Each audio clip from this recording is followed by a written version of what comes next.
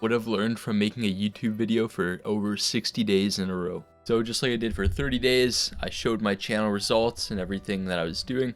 I want to continue to do this about every 30 videos, as I'm doing this as a social experiment for the year to see how big I can grow a channel or what results I can get posting a video every single day for 365 days. So as you can see here, in the last 28 days or roughly 30 days, the channel has grown about 70 subscribers, which is very good. Thank you guys, I appreciate that. It means a lot to me, and I want to continue to document the journey and hopefully inspire some of you guys to take some action on your own main thing. So as you can see here, views about 36,000 and watch hours 260,000 hours, which is just crazy if you think about it. Like, the channel is not that big in the grand scheme of things when you're comparing it to channels with like 100,000, a million plus subscribers, 10 million, whatever the case. But if you ask the AI here, you gotta like break it down into percentiles to make the goals more achievable. So as you can see here, just having 100 subscribers puts you in about the top 63 percentile. So you're the top 1/3 of all YouTubers who get 100 subscribers. Sure, you're not where you want to be, but you can get very far and make good progress if you're just comparing yourself against just the percentages versus everyone else out there. This is a good frame I like to use because I'm not comparing myself against the channel with 10,000, 100,000 subscribers. I'm just comparing myself against this percentile and trying to make consistent progress towards this, right? As you can see here, just having over 100 subscribers puts you in the top roughly 1/3 of all YouTubers in the world, which is crazy, right? Now, it may not seem like a lot, but in the grand scheme of things, you're probably farther ahead than you think you are, even if the progress feels limited. I talked about this in another video, how you have to be in a lot higher percentile than you think to really get the results you want. But it's still important to appreciate progress along the way. You have to enjoy the journey, right? The person who loves walking will always walk farther than the person who loves the destination. And see, just getting 1,000 subscribers puts you in the top 15%. With roughly 1,000 to 2,000 subscribers being top 10%, 5,000 to 10,000 being 3 to 5%, then 100,000 being top 1%. These are different like milestones you're able to kind of plan out for yourself. Similar to the gym, how you will make the initial goal easier to reach, then a little more difficult. And 108 subscribers may not seem like a lot, but if you reframe it to, if you were talking in a room of 108 people, like, that'd be incredible, right? 108 people listening to what you're saying. A friend told me that, and it was a really powerful reframe for this. This is what my analytics look like here. For my overview, 36,000 views, which is incredible. Just posting for 60 days in a row. The past 30 days I've got 36,000 views, 260 watch hours, and 70 subscribers. I started implementing shorts, which was a really big boost for the channel, just clipping up the long form videos. So as you can see here, about 2/3 of the views come from the shorts, and 1/3 come from just long form videos. And the viewers are about 1-to-1, with subscribers, being about 60% coming from the videos and then 40% from shorts. As you can see here, most of the views come from the shorts, which makes sense, right? About 85% to 15% for the videos. Posting a video a day, so 60 videos a day in a row. And that's what the impressions look like. Click-through rate is one of the weak points here, so that would be something I'd want to bump up to about 4% by making the titles and thumbnails better, where people want to click on it a bit more. And then increasing the quality of the videos and maybe adding more B-roll to make people want to watch longer. Increase the average view duration. So as we can see here, it looks like most of the subscribers came from the videos, with 35% coming from shorts and 15% coming from other. They're not really sure what that is. If you guys know, let me know down in the comments below. But yeah, just same thing. It looks like the data showing need to increase the click-through rate and maybe make more interesting content for the long form that has higher virality potential. And this is the watch hours, about 70% coming from the long form, 30% from the videos, with the average view duration being 2 minutes on the long form videos and 20 seconds on the shorts. So some of the biggest lessons I've learned that help me make 60 videos in a row every single day and with the shorts is get an AI clipper, something like OpusClip or NexusClip, that'll help clip up your long form videos if that's your strategy. It makes it so much easier to post those when you don't have to worry about doing that every day.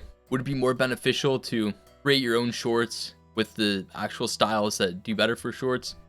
Of course, but it depends how much time you have to do this. If you have other things on your plate and you're just trying to get a video a day out, this is what I found to be the easiest and best way for shorts. And just for your setup, like just leaving your camera ready to go for you to just be able to press record, having a studio where you can just sit down and just get the work, and just making your workflow as simple and easy as possible to go from recording a video to editing it to posting it, trying to maximize how efficient that can be, right? Another thing that stops a lot of people is the fear of what other people are going to think about them. And usually it's like one or two specific people that you have in your mind, whether that be, your parents, your friends, or some random people from your past that may be coming to your mind when you're worried about what people are going to think about me when I do something. But the reality is most people are too focused on themselves.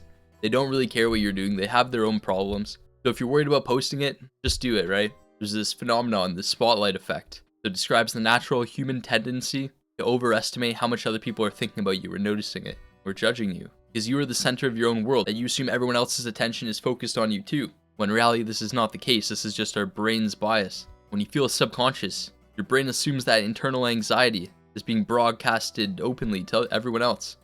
So we tend to believe that our internal feelings, whatever that may be, from insecurities, mistakes, are blatantly obvious to others, when this is not the case. So everyone is stuck in their own minds, right? Everyone's preoccupied with their own daily tasks, their own daily problems, personal struggles, and they're thinking the same thing. They're worried what everyone else is thinking about them, which is the cycle, how everyone is worried about not doing something because other people are going to think a certain way. When in reality, everyone's thinking the same way, so you can just do whatever you want.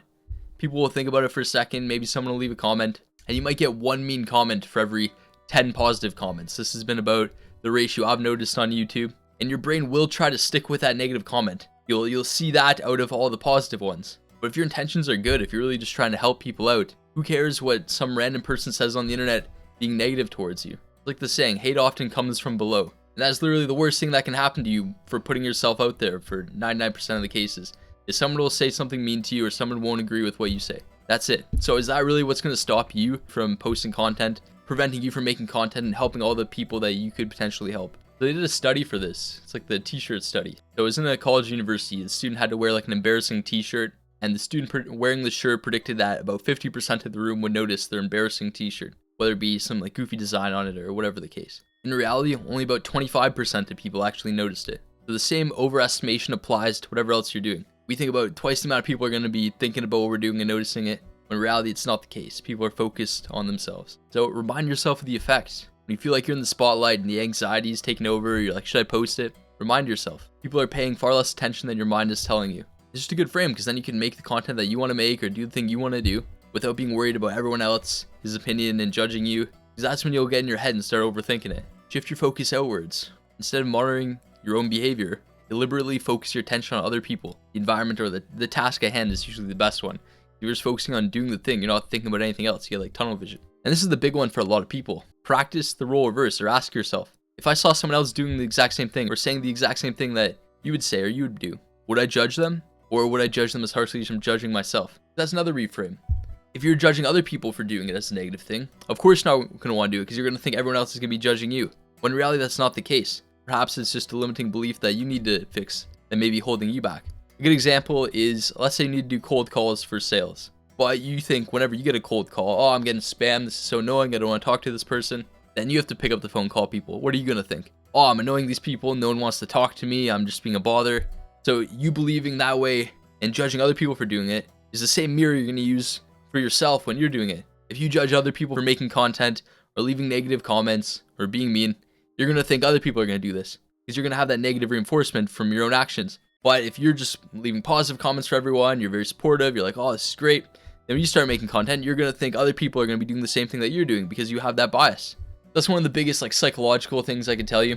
I also am a big perfectionist, so I like to do things kind of backwards, make everything perfect, have like perfect conditions before I start. So that's why I did this challenge to kind of overcome a part of this. Because if I'm posting a video every single day, there are going to be mistakes. It's not going to be perfect. You can go back and look at the videos in the past and see all the mistakes I made along the way. But that's fine because if you're doing something every day, it's not going to be perfect. But I'm taking a step, another step, another step every day in the right direction. And that's going to compound over time. But anyways, I'll make another one of these videos at 90 days. Every 30 days to try to do this, kind of update you guys on the stats and you can see where things are going. I'm not sure if you guys care about this or not, but I think it's a cool part to just document the journey so I can look back on this at the end of the year and see how far things got. Thank you guys for watching. I really appreciate you guys. I love you guys. And remember, take consistent action on your main thing. Don't stop. Peace.